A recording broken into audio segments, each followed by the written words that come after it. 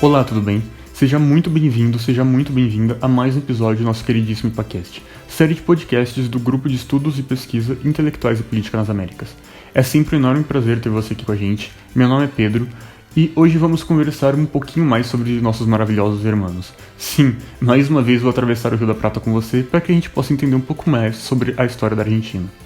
Mais precisamente, vamos discutir sobre as políticas de imigração do Estado argentino durante a segunda metade do século XIX. Sendo bem específico, vamos trabalhar com o financiamento dos projetos imigracionistas durante os anos de 1887 a 1890. Vamos tentar entender um pouco melhor sobre como o Estado tomou frente nos assuntos de imigração europeia a partir de 1887. E para isso vamos nos basear no artigo A Imigração Subsidiada na Argentina e a Crise de 1890, escrito pelo autor Alejandro Fernández. E quem é o nosso autor? Alejandro Fernández é professor associado da Universidade Nacional de Luján, na Argentina, e publicou nosso artigo base de hoje em 2018. Em primeiro lugar, precisamos entender um pouco melhor de onde parte o texto. O autor pretende analisar aqui com a gente como se deu a política de intervenção estatal na imigração argentina durante os anos de 1887 a 1890. Por que esses anos em específico? Vamos chegar lá, não se preocupe. Mas antes, vamos analisar um pouco como eram feitas as imigrações europeias na Argentina antes de 1887.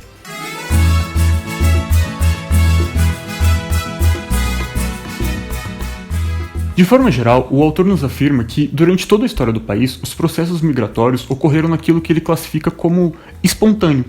Ou seja, a grande maioria das famílias e trabalhadores que cruzavam o Atlântico em direção aos nossos vizinhos vinham por conta própria, por relações de parentesco ou mesmo por amizades.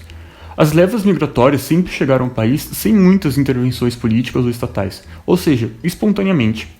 Mas toda essa situação muda drasticamente em 1837, com o governo de Miguel Juárez Celman, que era o então presidente da Argentina, que passa a implementar uma tentativa um tanto quanto custosa de financiamento e promoção estatais de novas leis migratórias.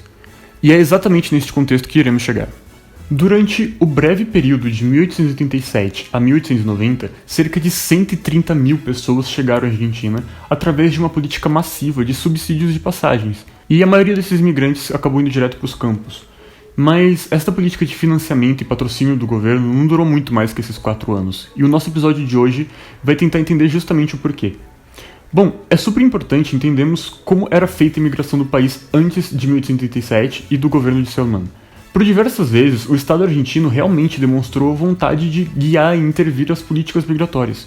Na Constituição de 1853, por exemplo, foi dada como uma meta do governo a promoção e a efetivação de uma imigração massiva. E várias províncias chegaram a estabelecer seus próprios projetos desde então, como Santa Fé, Entre Rios, Córdoba e Corrientes. De maneira geral, essas províncias fechavam acordos com companhias particulares, em que cabia à companhia realizar todo o processo de captação dos europeus, e em troca, esses novos moradores seriam instalados em terras do governo. Em 1860, a província de Buenos Aires esboçou sua própria política de captação de mão de obra estrangeira. Também mista entre setores públicos e privados, Buenos Aires seria responsável por ceder alojamento pelos primeiros dias de estadia dos imigrantes após sua chegada, enquanto que as companhias privadas deveriam enviar agentes à Europa para difundirem as oportunidades de vida e de trabalho na Argentina. E de certa forma, o Estado Nacional como um todo passa a adotar essa mesma medida de setores públicos e privados até 1880. Mas, mesmo assim, a Argentina não conseguia estabelecer uma organização sólida e contínua das políticas governamentais de financiamento das passagens. E, mesmo com incentivos e tentativas, a imigração continuava massivamente por vias espontâneas. Dentre os vários motivos, a infertilidade das terras selecionadas pelo governo aos novos habitantes com certeza era um empecilho sério. Além disso, grande parte do território fora do litoral ainda era de domínio indígena, o que dificultava muito o povoamento das zonas além das grandes cidades. Mas a primeira grande mudada na perspectiva do governo quanto às políticas de financiamento de passagens e instalações dos imigrantes já vem em 1873. Por quê? Em 1873, a Argentina, surpreendendo um total de 0 pessoas, entra numa gravíssima crise econômica. Como sempre, Argentina, como sempre.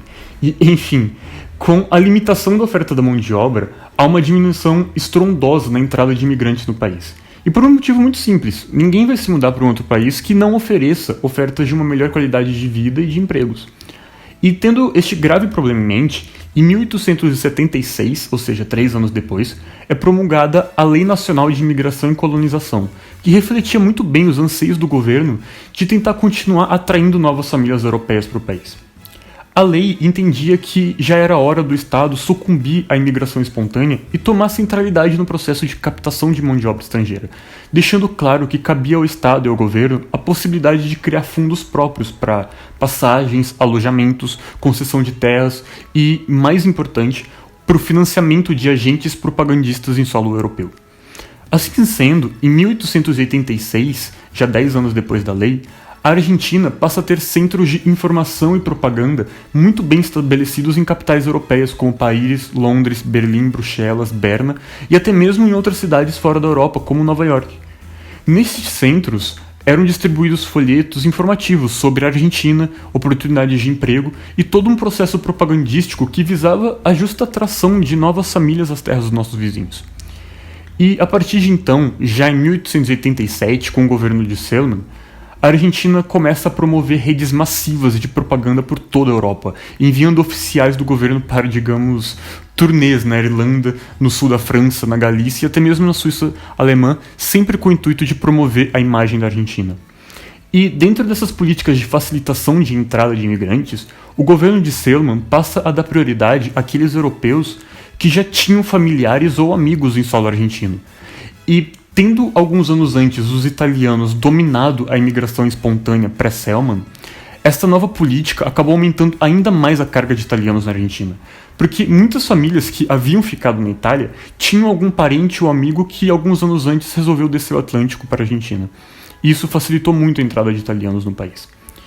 E é importante notarmos também o porquê da vontade do governo de promover um fluxo massivo de imigrantes, mesmo quando a imigração espontânea já era sólida alguns anos antes. Bom, a necessidade de povoamento do interior era uma realidade crítica, e seria possível sanar esse problema justamente com a expansão da agricultura, e para isso precisava-se de mais gente. Então, a mão de obra campesina se tornou um objetivo sério do governo. Além da expansão agrícola, o crescimento urbano também era uma virtude a ser alcançada, principalmente com a chegada da Belle Époque e todas as concepções de modernidade e modernização que passam a rondar a sociedade argentina. Mas, mesmo com esses motivos um tanto quanto plausíveis, o autor deixa claro pra gente que houve um outro fator muito mais significativo na decisão do governo argentino de sediar uma imigração meteórica, que foi a abolição da escravidão no Brasil.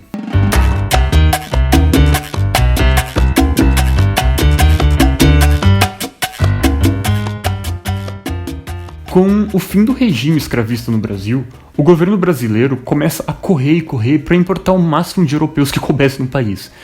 O Brasil acaba se solidificando muito rápido nessa disputa, a ponto de se tornar um dos grandes centros de imigração europeia já na Belle Époque. Para se ter uma ideia, ainda em 1888, quando a escravidão é abolida aqui, São Paulo orçamenta um pedido de 20 milhões de francos para subsidiar cerca de 100 mil trabalhadores estrangeiros de uma só vez. E isso se tornaria um problema seríssimo para a Argentina, porque a partir do momento que o Brasil entra na disputa, a Argentina passa a temer uma real competitividade que antes não existia. E era uma competitividade não só de mão de obra, mas econômica, porque seja no Brasil, seja na Argentina, essa era a função primeira dos novos habitantes, alavancar a economia. Mas, como já dito bem no começo desse episódio, essa política estatal argentina de promoção das novas vindas acabou não durando muito. O autor nos deixa bem claro que a falta de experiência do governo em lidar com subsídios de passagem foi um fator básico, claro, mas não foi o único. Havia uma hierarquia muito bem estabelecida entre os centros de informação e propaganda que a Argentina havia criado na Europa, e isso gerou muitos conflitos. Por exemplo, o centro de Paris tinha um papel muito ambíguo, para falar a verdade, e por isso um tanto quanto confuso. Porque, assim como todos os outros centros, Paris era responsável por ministrar e distribuir propagandas e passagens pela França, o que até aí era 100% normal.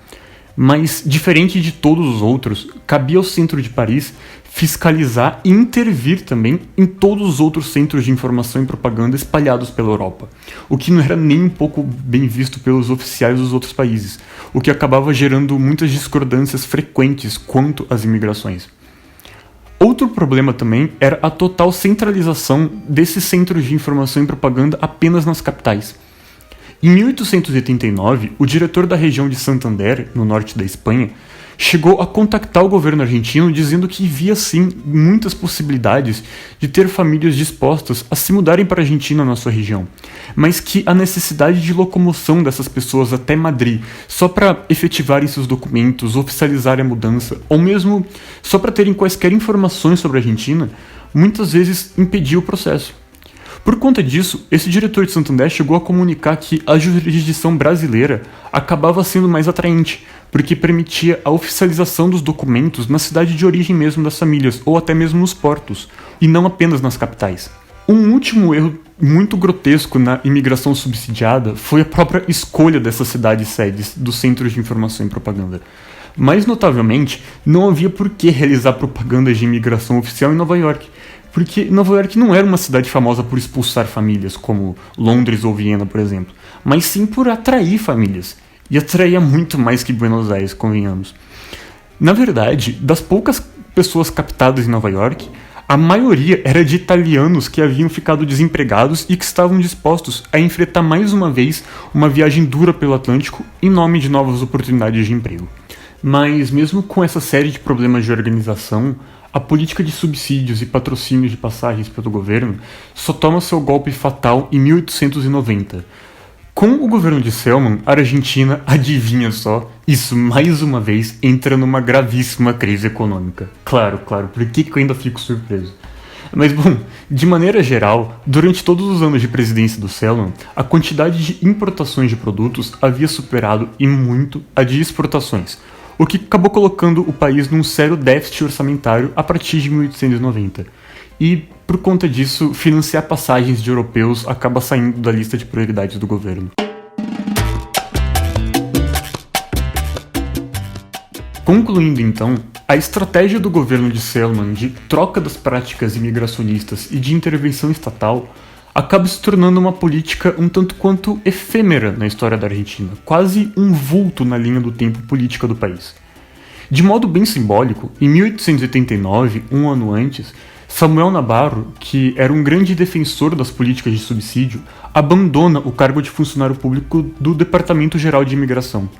Quem assume é Juan Alsina, que era um defensor da volta da imigração espontânea, muito por conta do alto custo em tempos de crise, dando fim, portanto, aos patrocínios do governo às passagens dos imigrantes.